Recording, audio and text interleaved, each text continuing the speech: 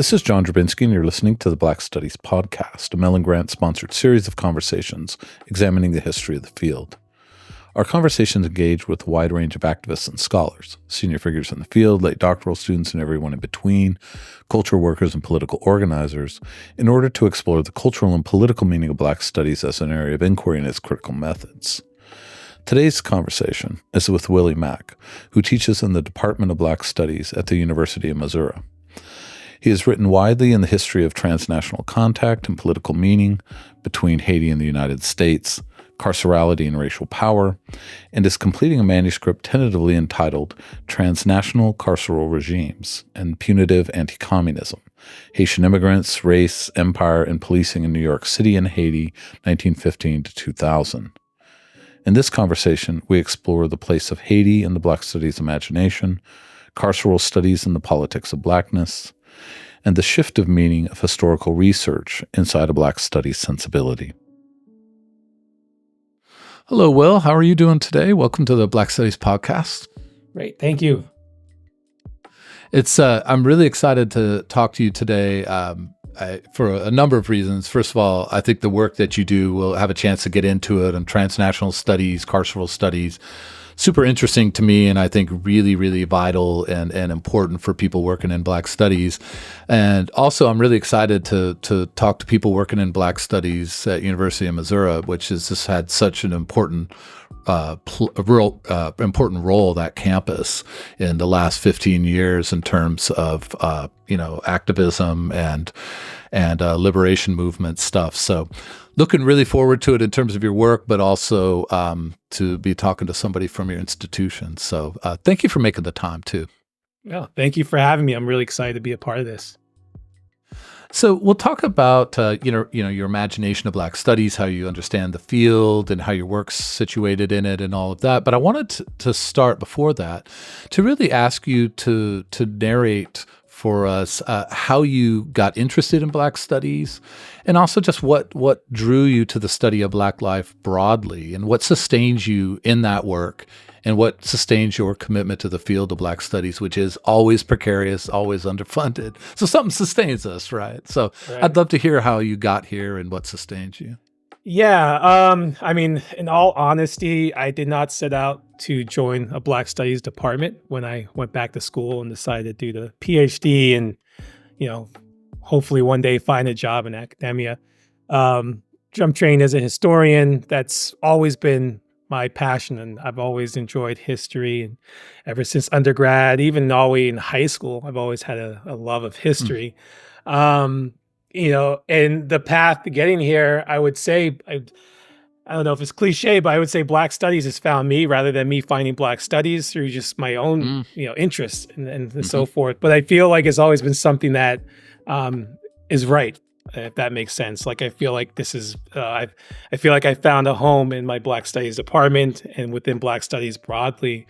When I was a graduate student, I was focused on history, as I said, but I was also focused on, I was a bit of a Francophone, and I was focused on French history. I was really interested in France and Napoleon, of all people and things and time periods.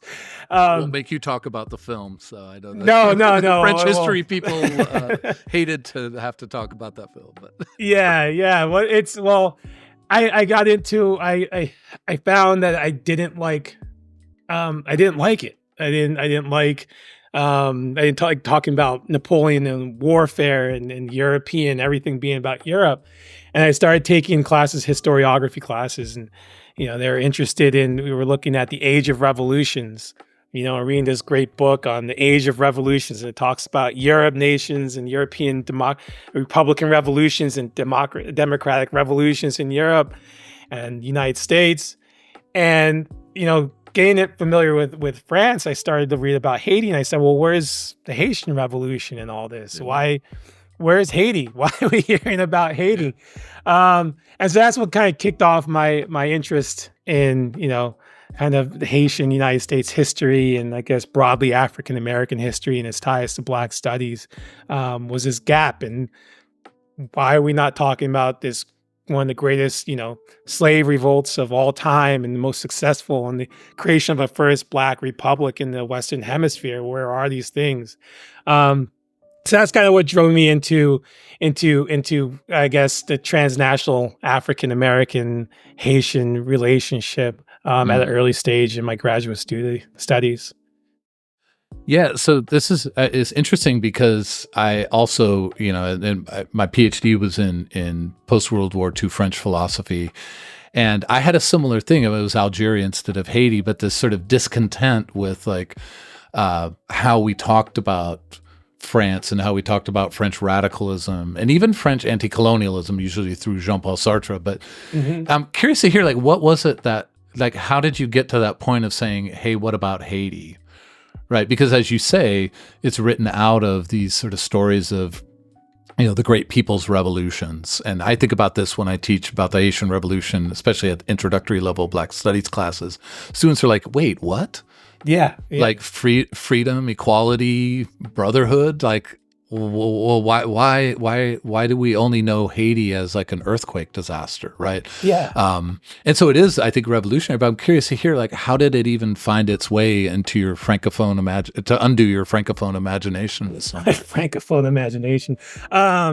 Yeah. I can't think of one specific point. All I can think of is kind of going back to this idea of the Haitian Revolution and reading. We had, if I can remember the names of the books, I should be able to remain. It's been so long now, but I think it was, what's his name? It's on the tip of my tongue and I can't remember. Anyway, it was a European historian, was writing about the Haitian Revolution and wrote about so beautifully and so kind of passionately about this overthrowing of the colonial regimes and the French regimes in England and Germany, and all these European colonial powers were trying to undo the rebellion. And I just found it so amazing. I'm just like, I never knew about this. I've taken all these classes on U.S. history and Caribbean Western history, and I never knew about the Haitian Revolution. Why am I just finding out about this now? Why is this not part of a broader history of people's overcoming, oppression and the Republican history and revolutionary history? So I think it kind of clicked for me at that point when I said, well, this, what does this mean for the United States, for African American history, Black American history? What does that mean for us? What does it mean for me? As someone, I'm not Haitian or by any stretch, but what does that mean for my experience as a Black American? That's where things kind of I really started getting interested in this area. Is, well, what does it mean to ignore a Black republic? And that's essentially what we've done, is ignored it, even up and through today. When you want to find out about Haitian, I mean, you hear in the press today what's going on with Haitian immigrants, and the stereotypes and these derogatory terms. What does that mean for Black Americans? The Black experience in the United States, and how do we resolve these tensions between the two when you have a Black republic that literally was trying to replicate what the France was doing with their republic? You had the Haitian elites, and all literally going to Napoleon saying, hey, we want to join the French, solidarity, and being pushed aside. What does that mean for Black Americans who, look to Haiti or have Haitian relationships with Haitians and who are part of this broader African diaspora? What does that mean for us? And so that's kind of where I kind of said, well, this is what I want to study. I don't want to look at the French, that's not what I'm interested in. This is just a gateway into more broader, more complicated questions of race and relationships and power as well.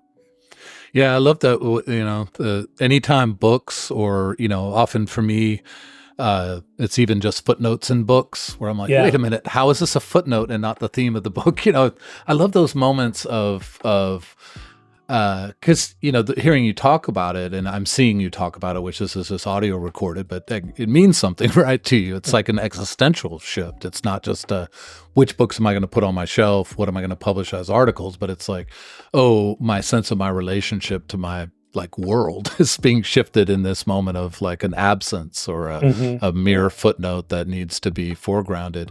There are a lot of books on Haiti, but it seems it's still, I think even in Black studies, the traction is unfortunately still kind of minimal. But, that's why you're here to transform the field in ways that you can. Yeah. Yeah. No, I would, just to kind of follow up on that. I think one of the issues, again, is this erasure of Haiti within broader academia and Blackness in general. When we think of Haiti, what are some of the first things that come to mind? And I'm speaking outside of Black studies. I'm talking about in the public, in the U.S. imagination. Well, we're hearing things now in the presidential campaigns. We've seen things over the last, few years about how, Haiti is imagined as a country. We know that in the 80s, Haitians were essentially tied to HIV and AIDS, a disease that, is ravishing people. But here they are, if you're Haitian, you probably carry AIDS, the AIDS virus, So again, it's just one of those things where it's like we want to understand, we want to unpack ideas of Blackness and understandings of race and power.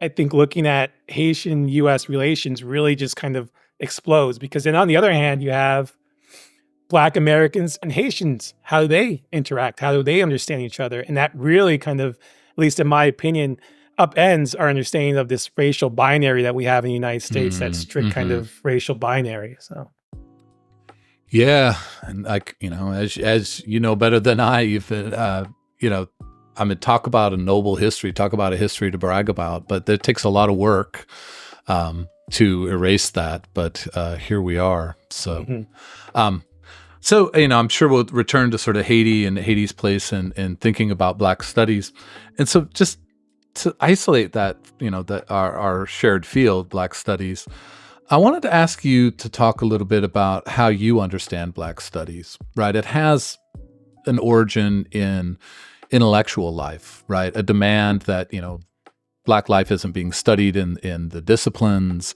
It's completely absent curricula, right? Publication, et cetera, right? From intellectual life. And so part of the insurgency at the origin of Black studies is to establish, study, develop, investigate the Black intellectual tradition. But alongside that comes the political demands of late 60s, early 70s Black radicalism and liberation struggle, which really was trying to reconfigure both the relationship between universities and communities, but also through the production of ideas and liberation struggle and revolution. And, we're 55 years out from the origins of Black studies, right? The founding of the field. So I'm interested to hear you talk about how you understand the field sort of in light of this twin origin of the development of an intellectual tradition and the development of really an insurgent and liberatory politics. Yeah. The way I kind of approach it, again, being trained as a historian, growing up around historians. When I say growing up, I mean in school around historians, not really being introduced to Black studies until I was on the dissertation track and then on my way to looking for, the job track and everything like that. At least I should say I was exposed to it in other ways, but I'm talking about working within it and kind of understanding it as an experience. For me, one of the ways I approach it, one of the ways I understand it is, questions that we need to ask ourselves and questions that we need to contend with are the way that Blackness is understood broadly through society.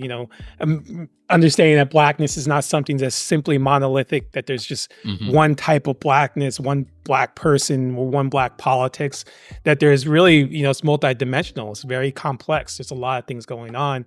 And one of the other things that I really, contend with when I'm working within the Black studies, put my Black studies hat on and I'm teaching and I'm working within and doing research, is the lived experiences of Black people broadly, looking at it from their shared experiences, from the emotional experiences. One of the things that I struggled with when I was in grad school studying history, working with historians, is history is very scientific. It's a social science. It's very formulaic. You set out for you set your argument, and then you support that argument, and you have to prove every step of the way. What I found is when I was going through that process of learning, I was more attracted to actual lived experiences that people shared, specifically Black people, as a Black person myself, but then also as just an interest in research and understanding society more broadly, is the lived experiences and how that kind of affects us on a daily basis. So, I think of Black studies kind of as a living organism almost. It's all constantly growing, constantly changing. I love that. We have to kind of think of ourselves in that way as well. As how do we grow? How do we change? Blackness in our society, Black people, Black Americans, people identify as Black, all that's changing. It's constantly changing, it's evolving. And we've seen that over the 50, 60 years or so, how it changes. But at the same time, it's not. We find ourselves dealing as, the same issues over and over again. We're still contending with, on the university, problems with racism, racial violence, the silencing of Black voices, the co-opting of Blackness in general and the terms around Blackness and what it means. So those are things that we're still contending with. So again, I guess to sum it up, to me, it's living, it's something that's evolving, something we have to continue to evolve, but we have to continue to have that insurgent mentality. We have to remind ourselves, what are we really looking at? How do we approach these questions? How do we approach, the university, through the change, the corporatization of Black studies, it becomes more professionalized, but how do we continue to push back against the power structures that, really don't want us there? Black studies exist, but we know that, we're not there because they want us there necessarily. No, I agree. So yeah.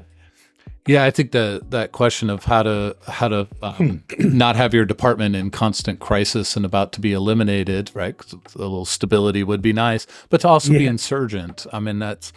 That's a puzzle that I like.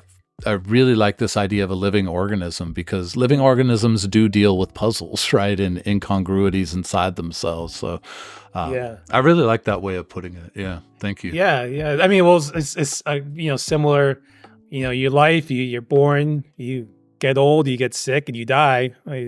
Black studies is, it's born, grows, it deals with, it's the sicknesses or whatever, however you want to describe it. And hopefully it will never die. It'll continue growing.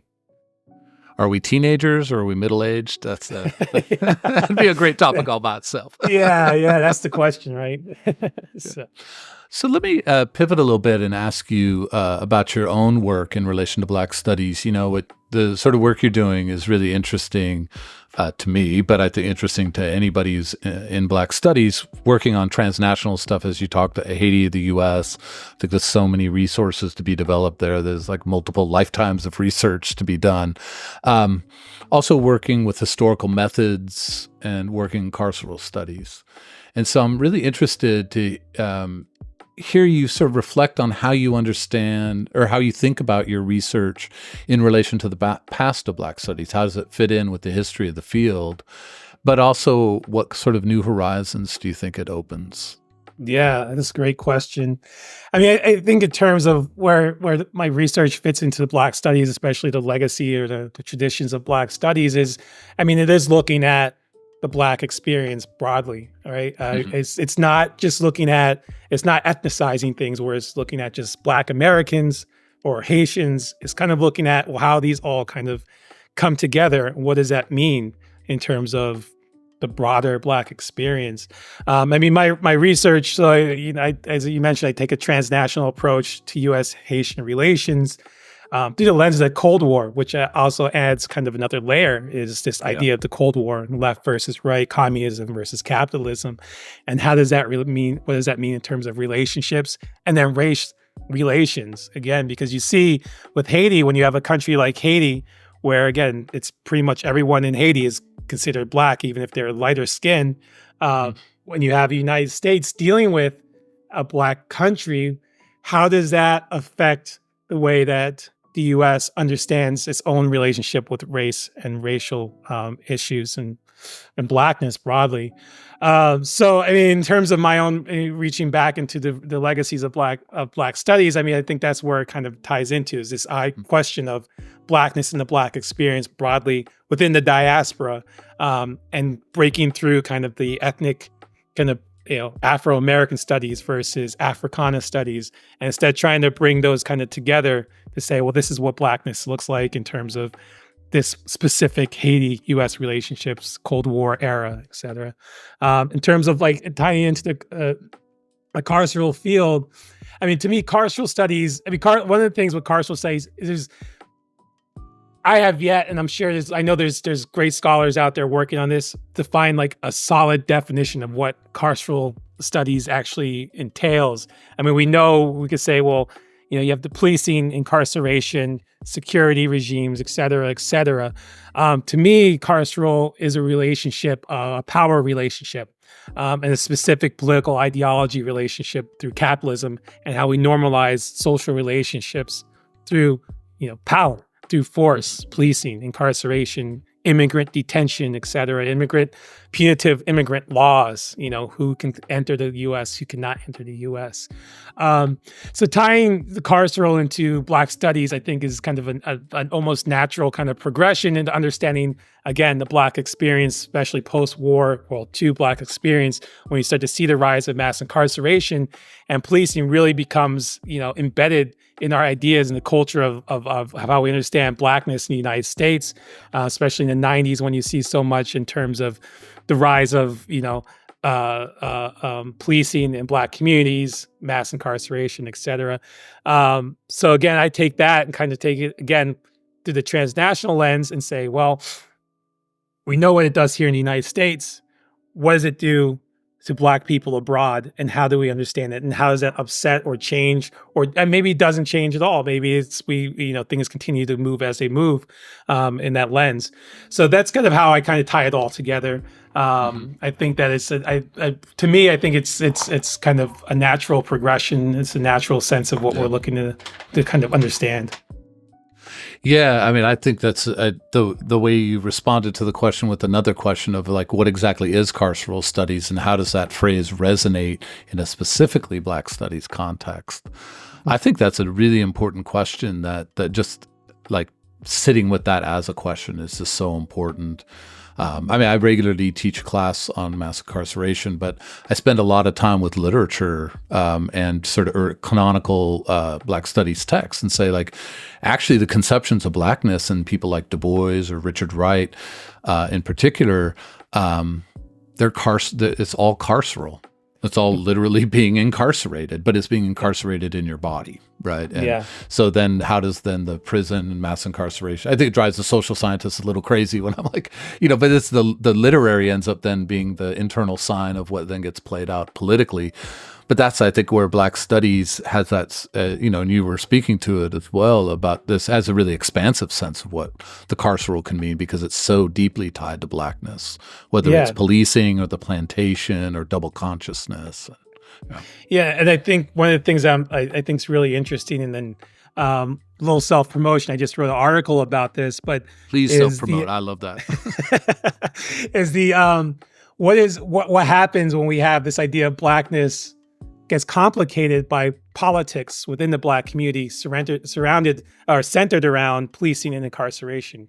When we start to see more Black police officers start to, police Black neighborhoods, does that, what are the questions that the communities are asking the people on the ground level, or I guess you can say the working class or the everyday Joes, how they understand that, vis-a-vis Black radicalism, for example, the Black Liberation Army, in the 1970s in New York City, where they literally, the underground militant arm of the Black Panther Party, literally declared war against police across the nation broadly, regardless of their skin color. They didn't care if they were Black or white. You were a police officer, you represented power, you were a pig, whatever the term they used. What does that mean in terms of, that carceral aspect of policing versus radicalism? But then within a growing segment of the Black community that's turning more conservative and more middle class in their neighborhoods. How does that work? When all of a sudden you have, Black police commissioners in major cities, talking about these issues, understanding that racism exists, yet, being in charge of one of the most, institutionally racist institutions in the country, in the world, some people would argue. So yeah, I mean, there's a lot of questions that the carceral and Black studies kind of intersect and ask, and potentially, hopefully, one day start getting some answers to. Yeah. I mean, I also regularly teach a class on the Black Power and Black Panther movements, and there's that dispute between Carmichael and Newton, where there's I think it was in Washington D.C. They didn't promote a black police officer to a deputy position, and Stokely Carmichael comes to the defense of the officer, wants to rally, sort of protest around that, and Huey Newton's like, they're all pigs, right? Yeah.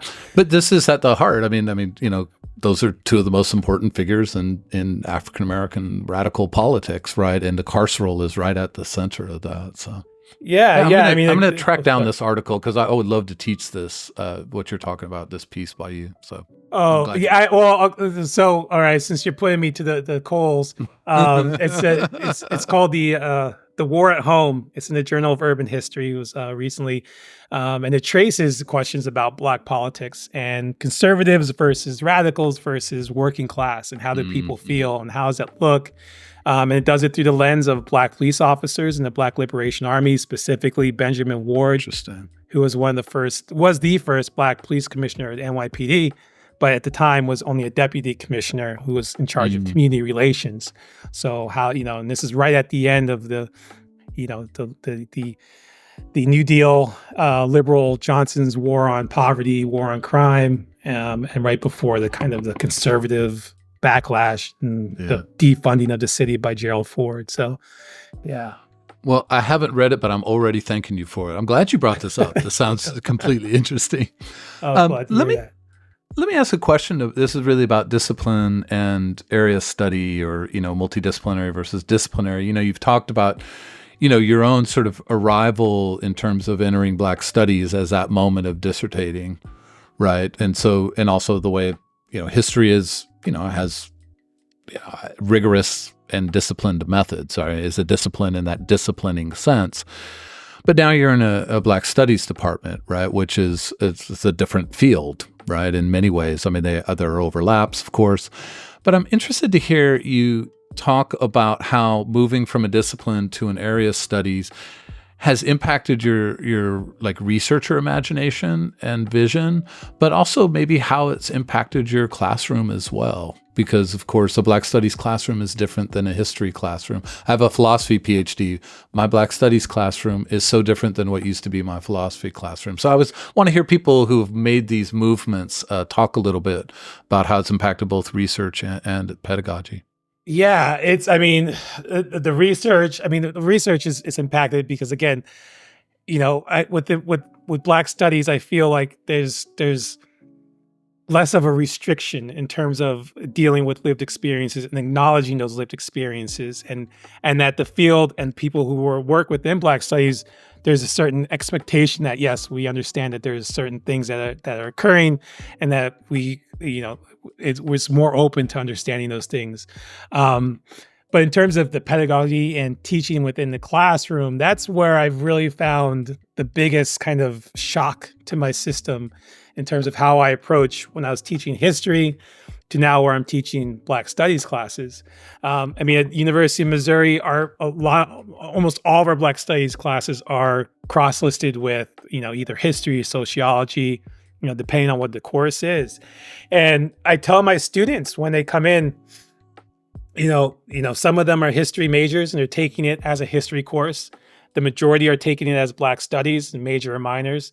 But I'm very clear that, when we're teaching this, for example, 20th century U.S. history and Black studies, this is not going to be a history class. We're not going to sit there and start breaking down Reconstruction and getting into the weeds on Andrew Johnson and 13th, 14th, 15th Amendment and all these people. We're going to look at this from the perspective of lived experiences. We're going to look at this from the perspective of contemporary experiences. How do you all feel about these issues? How do you feel? Like yesterday, I asked my class, do they think that Reconstruction was a failure? Now, if this was a history class, the answer would be textbook. That's been my experience, very textbook based on, the experiences of 1877 in that time period.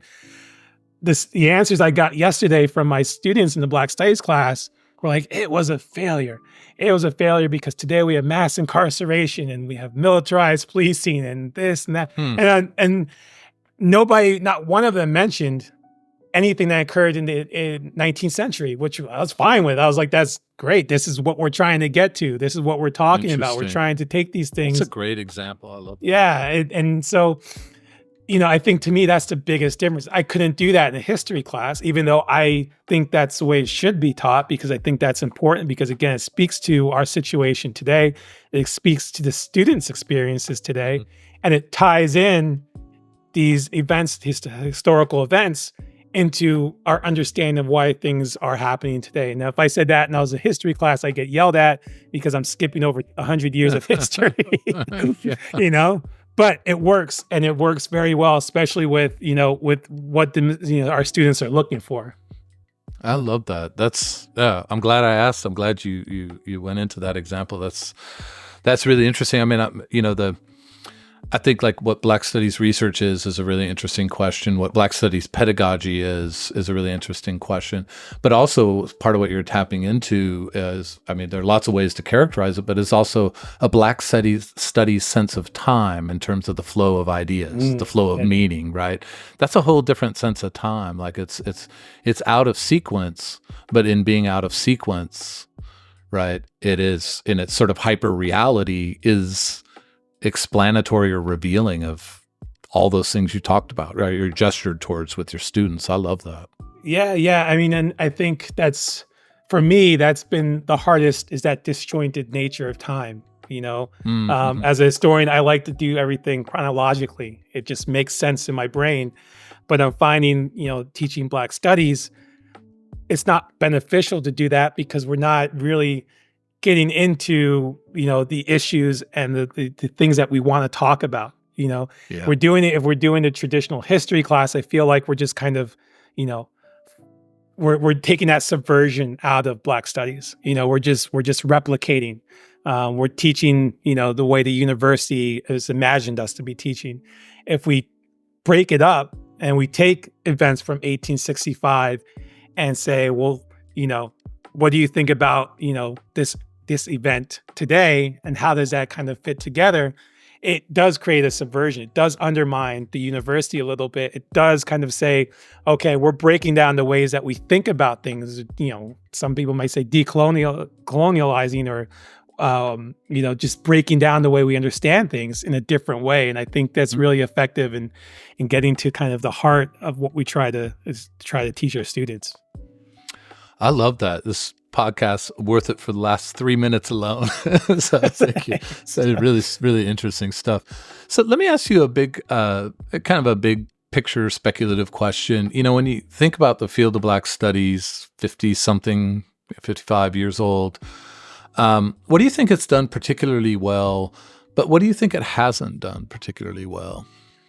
Yeah, I mean, I think about Black Studies. I'm not one who likes to criticize or find a negative in anything that I think is really a positive and has done so much positive work. I think we're seeing that Black Studies has been very effective because we're seeing a lot of the backlash, and we're seeing the results of getting people to think differently, and think critically. And we're seeing that now, and the attempts to defund, to erase Black history, to, pull back, against, affirmative action and other things associated with Blackness in the United States. I mean, here at the University of Missouri, one of the things that I think the Black Studies Department has done really well is really kind of foster a sense of community with, students here, and really help them to understand their role and the role of race and the role of white supremacy in their education and in their experiences on campus. We had, about 10 years ago, we had our students kind of rose up, against the administration because of, racial incidents of racial violence on campus. And then, they were successful in getting their voices heard. However, there was a backlash to that, with in terms of faculty, and then also in terms of the administration placing certain restrictions on students' ability to really express themselves here.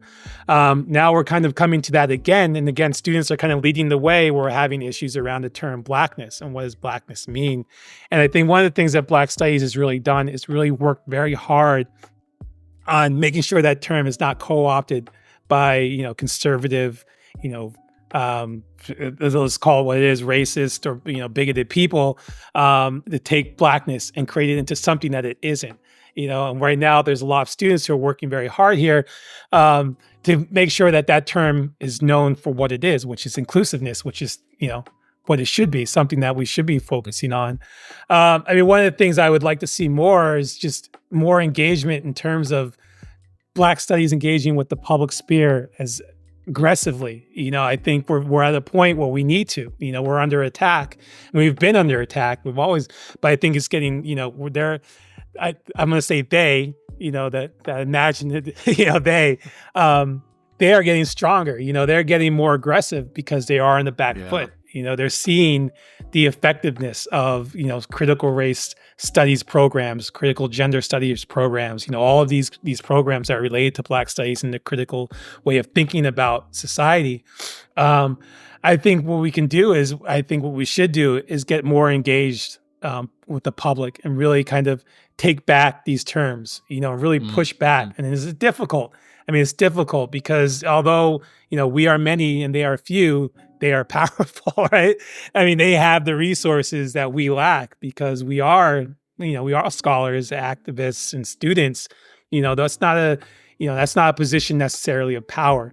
However, it is a position that we can make a lot of noise and a lot of, that there's a lot of us that can get behind that. And I think I'd like to see more of that, and not such a retreat once you hear, XYZ so-and-so is saying that, using the term Black for an event excludes everyone else. We know that's not the case. That's simply not true. Black Studies, in my experience, is one of the most inclusive disciplines there is. Here again, when I was teaching in New York City, I was teaching Black Studies classes. Most of my students were students of color, but there were students of color from the broad diaspora across, Latin, South America, Africa. A lot of them are immigrants from West Africa, from the Caribbean, and so forth. Then I had students who were Black Americans who had no connection, to immigrant roots. And then here in Missouri, I come in the classrooms are incredibly diverse. I was shocked at first, I have to be honest, how diverse it is. I wasn't expecting it. And not only are the students diverse and, interested and want to learn about these things, our faculty, both our full-time and our affiliated faculty are diverse, which I think really speaks to the power of what Black Studies is and what it can mean. And so I think we need to make sure that is being told, that story is being told. That just because something says Black in front of it doesn't mean it's only for certain people. It's for all of us. It's for us to learn and to grow. And I think that's one thing that Black Studies has done really well, and I think we can continue to do really well, is be inclusive. Yeah. Look, this bringing back memories of my former position in Black Studies at Amherst College, and I had a colleague in law jurisprudence and social thought who, for some reason, decided to accost me at the dining hall, a small college, they have like faculty dining hall. He was like, I'm just concerned, you, I don't know why I said you, but, are a big fan of diversity, but you teach in Black Studies that has no diversity. That's just Black Studies. And I was like, what you say, that's like that, the fact that this was coming to me, right, actually really concerned me about what we're communicating about what Black Studies is. Not that we're like screwing up the communication, but what are we not communicating that we could? Because, and it was easy in some ways because I was like, I got West Indian students, I got African students, I got students from the South, I got students from LA, I got students from New York City, got queer students, got transgender students, have non-binary students, have like Muslims, and it's like, and he was like kind of confused, and I was like, those are all like Black people, right?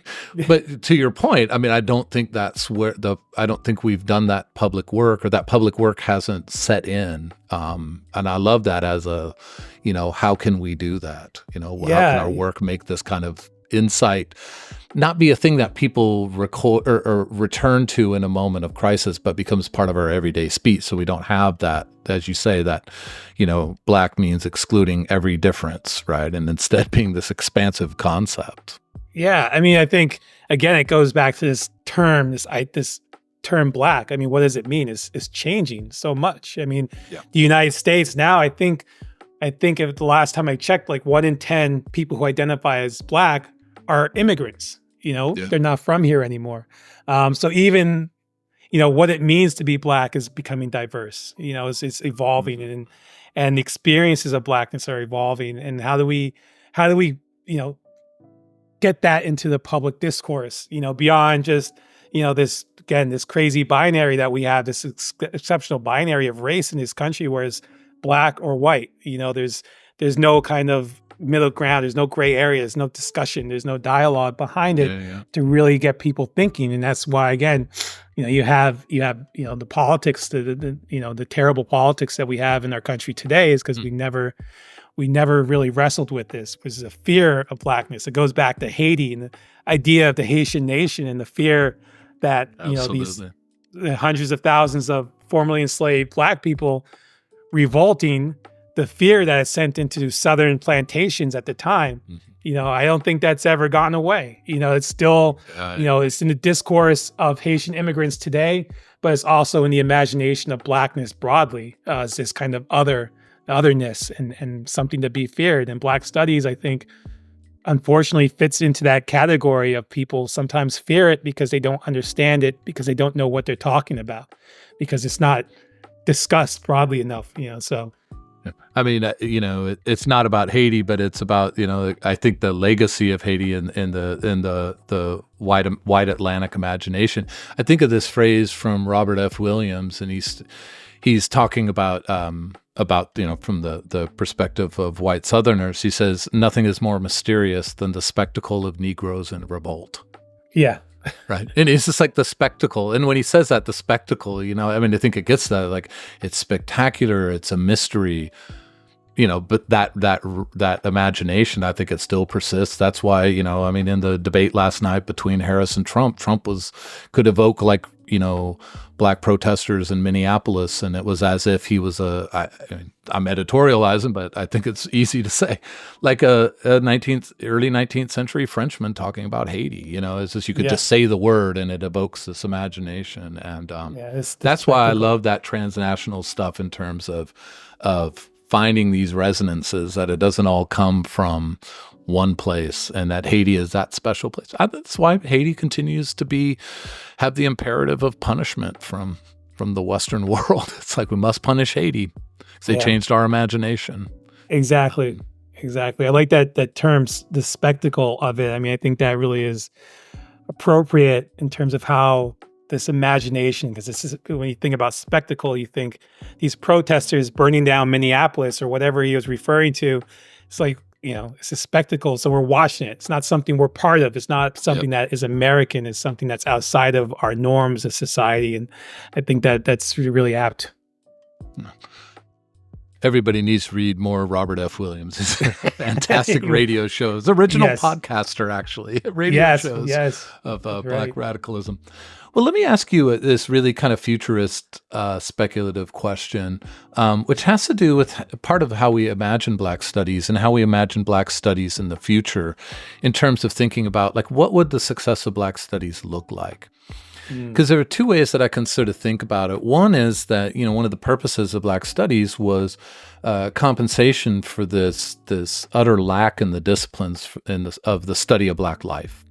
And one of the things I think you can say about Black studies as an uncomplicated success has been so many disciplines have been just radically transformed. You can't have English departments or history departments without elements, and often, and especially English departments, I think, significant elements of the study of Black life, right? So it's an ultimate success of Black studies the total transformation of disciplines, where it is the disciplines, the study of Black life is so integral to each discipline that in some ways we don't need Black studies anymore. Again, this is a futurist kind of question. Certainly not something that's right in front of us, to put it lightly.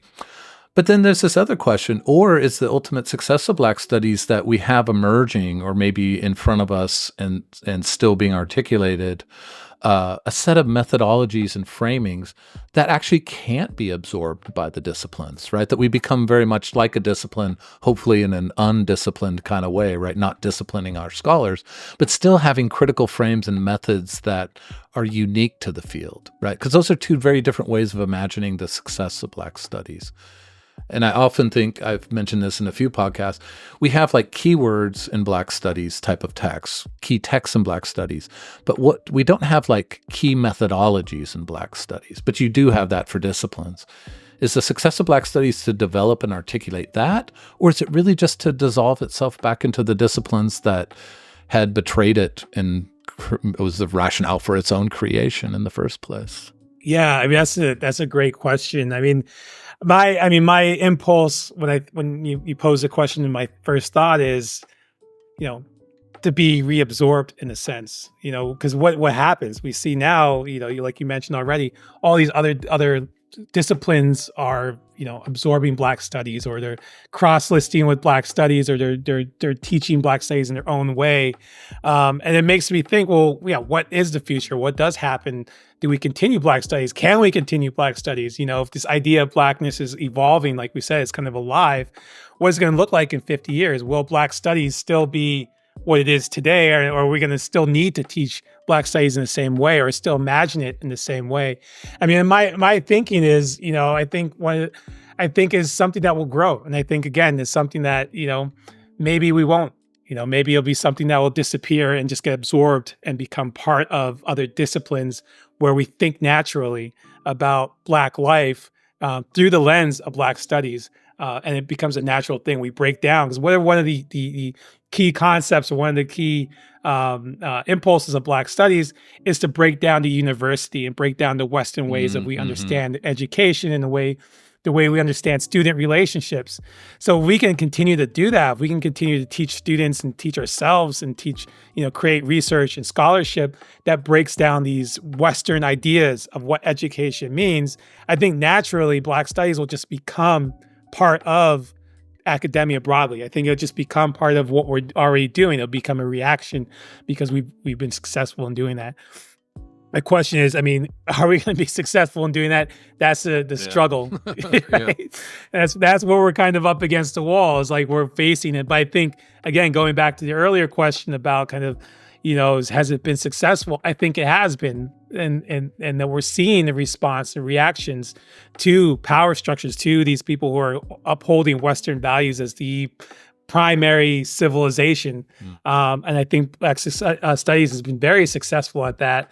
And I think if we can continue, to survive and make it through this pushback, I think we will continue to break down the way that we understand, or we envision or visualize the university, and make it something that's much more reflective of the student bodies, because students are changing as well. Students aren't necessarily the same.